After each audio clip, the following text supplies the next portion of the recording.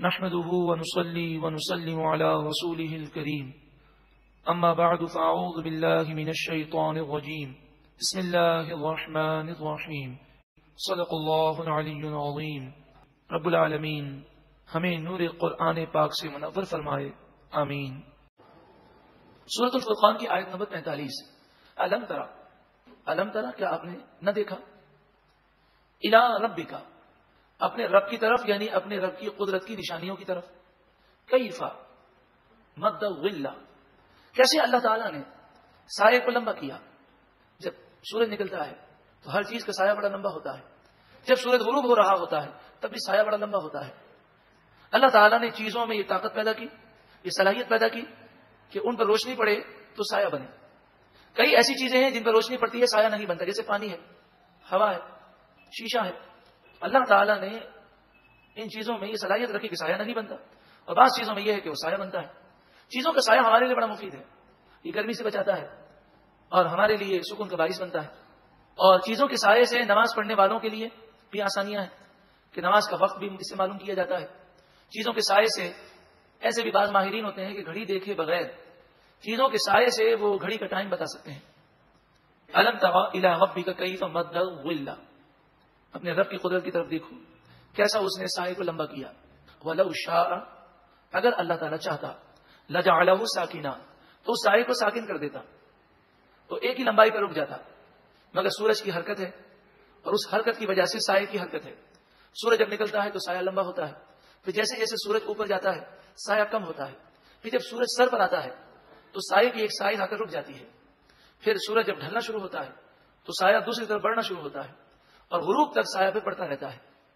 ثم جعلنا الشمس علیہ دلیلا، پھر ہم نے اس سائے پر سورج کو دلیل بنا دیا، جیسی سورج کی حرکت ویسے سائے کی حرکت۔ ثم قبضناہ الینا قبضا یسیرا، پھر ہم نے اپنی طرف اس سائے کو تھوڑا تھوڑا سمیٹنا شروع کیا، سایہ کم ہوتا گیا، اور پھر جب سورج سر پر آیا تو سایہ بہت کم ہو گیا۔ اب جب یہ باتیں ہم سائنسدانوں کے سامنے کرتے ہیں تو سائنسدان یہ کہتے ہیں کہ یہ تو انسانی جسم اور روشنی کا اثر ہے، لیکن وہ یہ نہیں جانتے، وہ یہ غور نہیں کرتے کہ سورج کو بنایا کس نے، انسان کو پیدا کس نے کیا، اور روشنی کس نے پیدا کی، روشنی کا اثر کس نے پیدا کیا۔ یہ ساری قدرتیں اللہ ہی کی ہیں۔ وہو الذی، اور وہ ذات جس نے جعل لکم، تمہارے لیے بنایا، اللیل، رات کو بنایا، لباسا، رات کو پردہ پوش بنایا، اندھیرا ہو جاتا ہے اور ایسا لگتا ہے جیسے رات چھا گئی ہے اور انسان اطمینان سے وہ نیند کرتا ہے۔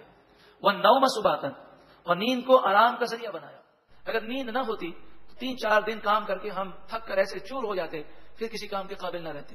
وجعل النہار نشورا، اور دن کو اللہ نے اٹھنے کی جگہ بنایا کہ دن میں انسان اٹھتا ہے، کام کاج کرتا ہے۔ وہو الذی ارسل الریاح بشرا بین یدی رحمتی، اور وہی ہے ذات جس نے ہواؤں کو اپنی رحمت سے آگے خوشخبری دینے والا بنا کر بھیجا۔ یہ سائنسدان کی پیشن گوئی کر دیتے ہیں کہ بارش آنے والی ہے۔ یہ کہاں سے کرتے ہیں؟ بارش برسنے سے پہلے ہوا کا ایک خاص اسٹائل ہے جس سے محسوس ہو جاتا ہے کہ بارش ہونے والی ہے۔ وَأَنزَلْنَا مِنَ السَّمَاءِ مَاءً طَهُورًا، اور ہم نے آسمان سے پاک پانی نازل کیا، لِنُحْيِيَ بِهِ بَلْدَةً مَيْتًا، تاکہ اس پانی سے مردہ زمین کو ہم زندہ کریں۔ وَنُسْقِيَهُ مِمَّا خَلَقْنَا أَنْعَامًا، تاکہ ہم اس پانی سے انہیں پلائیں جنہیں ہم نے پیدا کیا، انعامن، چاہے وہ مویشی جانور ہوں، وَأَنَاسِيَّ كَثِيرًا، اور بہت سارے انسان۔ وَلَقَدْ صَرَّفْنَاهُ بَيْنَهُمْ، اور بے شک ہم نے ان میں پانی کے پھیرے رکھے کہ کبھی کسی شہر میں بارش ہو، کبھی کسی میں، کبھی کہیں زیادہ ہو، کبھی کہیں مختلف طور پر، حسب اقتدار حکمت۔ ایک حدیث میں ہے کہ آسمان سے روز و شب کی تمام ساعتوں میں بارش ہوتی رہتی ہے۔ اللہ تعالیٰ اسے جس خطے کی جانب چاہتا ہے پھیرتا ہے اور جس زمین کو چاہتا ہے سیراب کرتا ہے۔ لیذکروا، تاکہ وہ نصیحت حاصل کریں اور سمجھ جائیں کہ بارش برسانے والا اللہ تعالیٰ ہے۔ بادل تو اسباب ہیں، ہزاروں بادل ہوں، وہ نہ چاہے تو بارش کا ایک قطرہ نہ برسے۔ فَأَبَى أَكْثَرُ النَّاسِ إِلَّا كُفُورًا، بس اکثر لوگ ناشکری کرتے ہوئے انکار کر گئے۔ وَلَوْ شِئْنَا، اگر ہم چاہتے، لَبَعَثْنَا فِي كُلِّ قَرْيَةٍ نَذِيرًا، ہر بستی میں ایک ڈر سنانے والا نبی بھیج دیتے۔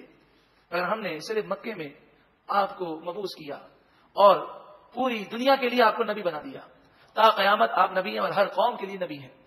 فلا تطع الکافرین، بس تم کافروں کی پیروی نہ کرو، وجاہدہم بہ جہادا کبیرا، اور تم کافروں کے خلاف بہت بڑا جہاد کرو، وہو الذی مرج البحرین، وہی ذات جس نے دو سمندروں کو ملایا، ھذا عذب، ایک میٹھا ہے، فرات، بہت زیادہ میٹھا ہے، وھذا ملح، اور ایک کھارا ہے، نمکین ہے، اجاج، بہت زیادہ نمکین ہے۔ میٹھا پانی اور نمکین پانی یہ کئی مقامات پر دنیا میں ملتے ہیں، مگر نہ نمکین پانی پر میٹھے کا اثر آتا ہے، نہ میٹھے پر نمکین کا۔ وجعل بینہما برزخا، ان کے درمیان ایک پردہ رکھا، وحجرا محجورا، اور ایک آڑ رکھی جو نظر نہیں آتی، محجورا ہے جو ایک دوسرے پر غالب آنے سے پانی کو روکتی ہے۔ وہو الذی خلق من الماء، وہی ذات جس نے پانی سے پیدا کیا، بشرن، بشر کو پانی سے پیدا کیا جس کا وجود نہیں تھا، فجعلہ نسبا وصہرا، پھر اس ذات نے اس بشر کے لیے نسب رکھا، یعنی خون کے رشتے رکھے، صہرن، اور سسرال کے رشتے رکھے، ایک تو خون کے رشتے ہیں، پھر ایک رشتے نکاح کرنے کے بعد ہوتے ہیں، تو اس طرح انسان کے لیے خاندان در خاندان یہ خاندان بنائے گئے، یہ رشتے بنائے گئے تاکہ لوگوں کی زندگی آسان ہو۔ جب ہم شریعت پر عمل کریں گے تو یہ رشتے بابرکت ہوں گے، ہماری رشتے داروں میں محبتیں ہوں گی، اور جب ہم شریعت سے دور ہو گئے تو بس اوقات یہی رشتے ہمارے لیے تکلیف کا باعث بن جاتے ہیں۔ اللہ تعالی ہم سب کے خاندان کو جنتی خاندان بنائے۔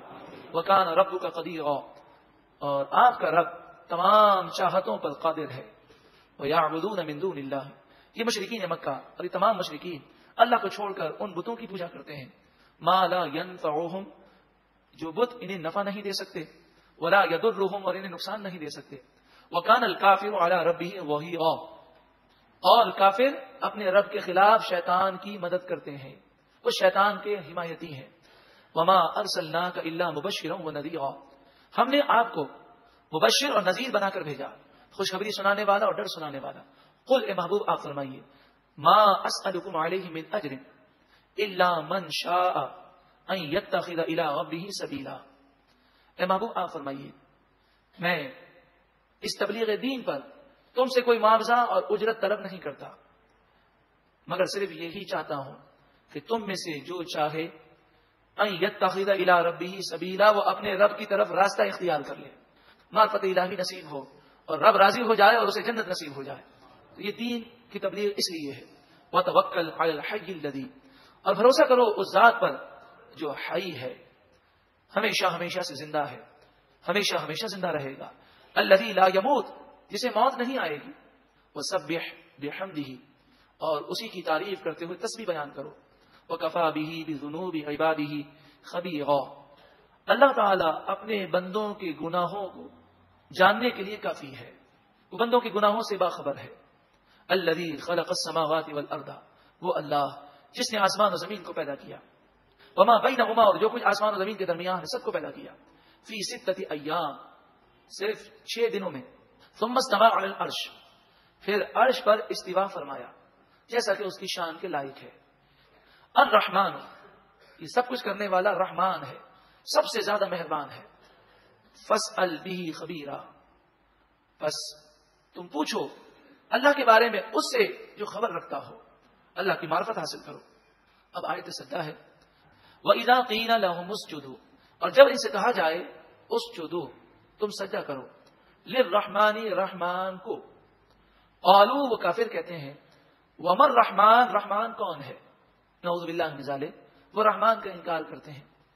تو جب حضور فرماتے یا رحمان، تو کہتے کہ یہ رحمان کون ہے، تو ان سے کہا جاتا ہے یہ رحمان رحیم اللہ کے مبارک نام ہے۔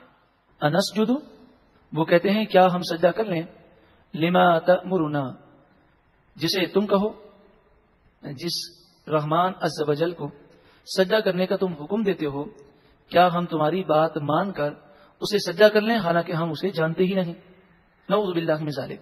در حقیقت کی بات انہوں نے عناد کی وجہ سے کہی، ورنہ عربی جاننے والا خوب جانتا ہے کہ رحمان کے معنی ہے بہت ہی زیادہ رحمت کرنے والا، اور یہ صرف اللہ تعالیٰ ہی کی صفت ہے۔ وزادہم نفورا، یہ باتیں سن کر ان کی نفرت اور بڑھ جاتی ہے، یعنی ایسے گندے ہیں کہ نور کی باتیں سن کر نور حاصل کرنے کے بجائے ان کی گندگی میں اضافہ ہو جاتا ہے۔ اللہ رب العالمین ہمیں گندگی سے محفوظ فرمائے۔